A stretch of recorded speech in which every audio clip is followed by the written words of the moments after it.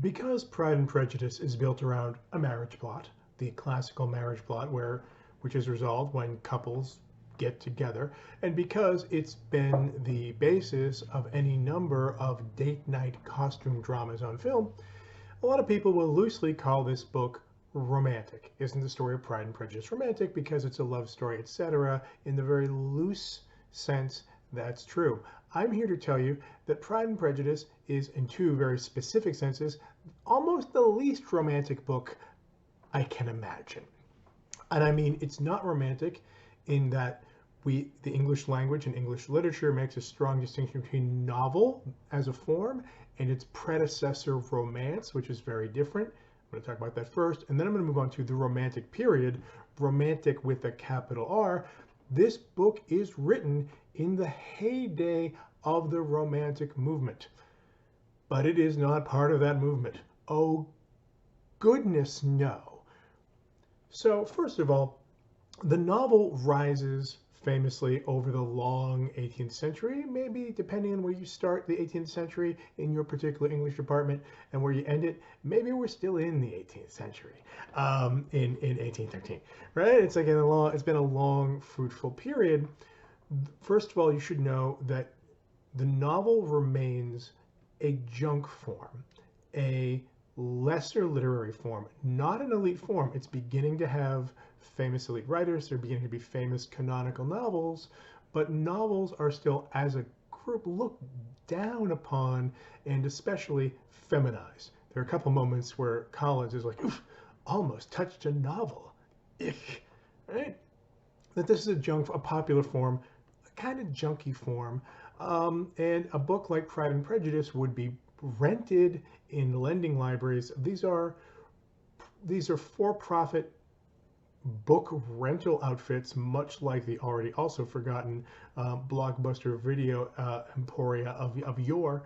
In fact, one of the reasons novels like Pride and Prejudice are divided into 3 volumes is that the lending library proprietors would rent out the 3 different volumes to separate customers at a time. So someone's gotten to volume 2 and you can rent back volume out, like instead of like waiting for someone to be all the way done with a novel. When someone gets midway, you can rent out volume 1 to another customer, etc., etc. You can have 3 customers rented at a time. Business. It's not an exalted form, right? Epic poetry, mock epic poetry, drama, these are the serious forms. Novels are for ladies, or actually for women. They're for servant girls. Mr. Collins thinks he would lose credibility if he were seen touching, let alone reading a novel, because Collins is such a monument of both intellectual achievement and of good aesthetic taste. One of the reasons the novel as a form is open to a writer like Austen, an unknown provincial woman, is because it's still a kind of open form.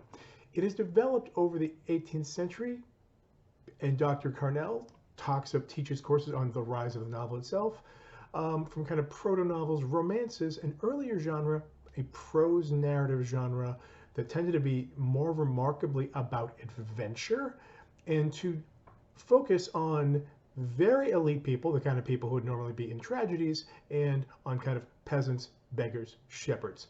In romance, the world is divided of our characters. It's mostly divided into like the highest of the high and the lowest of the low. Beggars and princes. Princes disguised as shepherds. Foolish shepherds. Afroben's Orinoco, it's like he's a prince and he's a slave. He's a slave prince. Boom! Romantic sweet spot. And they have larger than life adventures. This is genre that comes out of medieval romance. The novel, which English treats as distinct from the romance, other Western languages tend to use the same word for both, is really about the everyday life, about that boring stuff, and about those boring middling people. The Bennett family is actually very high up in the world, but not so high up enough that they're interesting and not kind of fundamentally dull. They're not like the state does not depend on these people. They're just well-off provincials having their kind of bourgeois, essentially bourgeois life, in three degrees of latitude from absolutely nowhere. This is a novel and not a is novelistic, not romantic, because it's so interested in the boring details of everyday life, the everydayness. This is deeply novelistic. This is what the novel does. It talks about all that stuff that usually wouldn't be in literature, about the damn spoons, about here it's about faux pas at dinner parties. It's about the ridiculous rudenesses of people. It's about what happens at a dance. It's about stuff that's fundamentally evanescent and trivial, but it makes that into literature because actually we spend most of our lives doing the evanescent, trivial stuff. So this is not a romantic book. It is not a romance. No, it's a novel. And as high up as Mr. Darcy in the world, he's filthy rich, but he's in the ruling class, but he's not actually in government. He's not actually doesn't have a noble title. He is the most exalted personage we can imagine who still qualifies for like being in a novel rather than a romance in 1813. Now, in terms of capital R romanticism, we are like the second wave of romanticism is getting underway in 1913. Byron is on the warpath, writing his first big hits, right? Shelley's out there, Keats is out there with a terrible alarming cough, right? Wordsworth and Coleridge are like, Coleridge is already on the downside of his career, I think. I need to double check that. The Romantic movement, which is about big, stormy emotional feelings, passions, a kind of certain relationship to nature, throwing off social convention, all of that stuff. Clearly, Austen is not in sympathy with that movement. She wants nothing to do with it. She is not interested in big, stormy emotions. She's interested in deep emotions and strong emotions, but not all this dramatic, passionate flailing about with cravats and whatnot and the ruffly shirts. People don't fight goddamn duel. Like, yeah, it's, you know what? One of the ways you know it's not a novel, not a romance, is no one's going to fight a duel in this book, right? Though Mrs. Bennet is very worried that like Mr. Bennet is going to go fight a duel with Wickham. It's like, no, this is not that kind of book. Sorry, no, that's a romance. You read those cheap romances where people fight duels. There are still duels, but like Mr. Bennet ain't fighting one. No one in this book's fighting any duels. This novel is very much an 18th century mindset still in the early 19th century. It is based on kind of 18th century English commitment to moderation, reason, all your calm, unsexy virtues. Reasonableness, appropriateness, self-control, emotional self-control is a huge thing for the 18th century. Look at how, right? We would view that as repressed.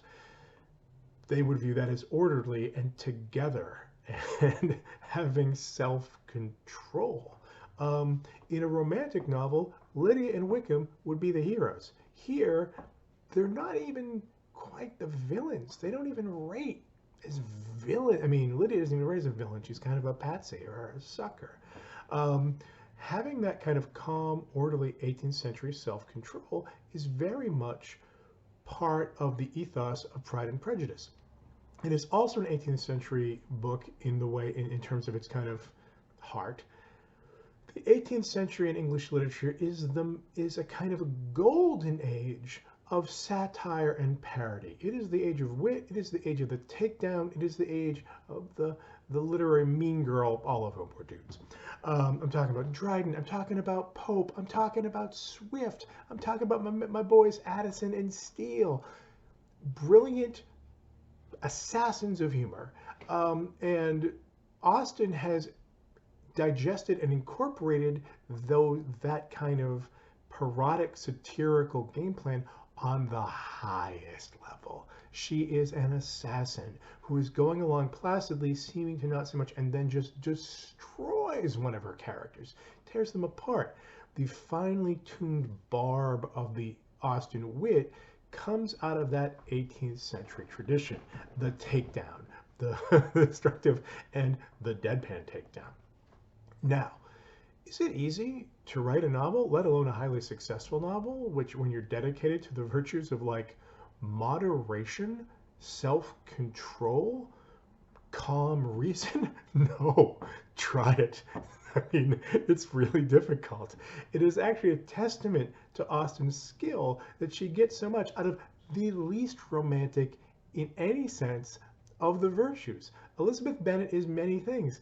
Big stormy passion here is like, this is not, there are no Brontes here? Hell no. Hell no. Some people enjoy Austen and the Brontes equally. Some people lump them together. They are important female English novelists from the early 19th century, but they are not alike. This is the story of people who've heard about the Romantic movement and are kind of smirking at it.